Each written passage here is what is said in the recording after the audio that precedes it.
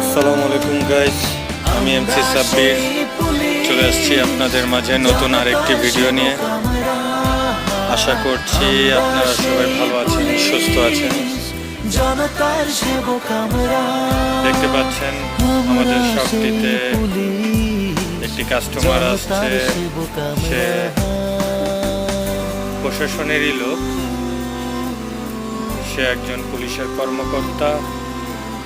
সে আমাদের শপটিতে আসছে কারণ তার বেবির জন্য তার কিছু ভালো প্রোডাক্ট দরকার। তো উনি ব্যাংককের কিছু প্রোডাক্ট দেখছে কটন ফেব্রিক্সের ওপর। আশা করি ওনার ভালো লাগবে।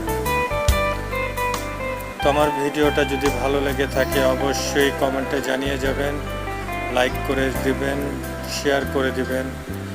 আল্লাহ হাফেজ, আসসালামু আলাইকুম।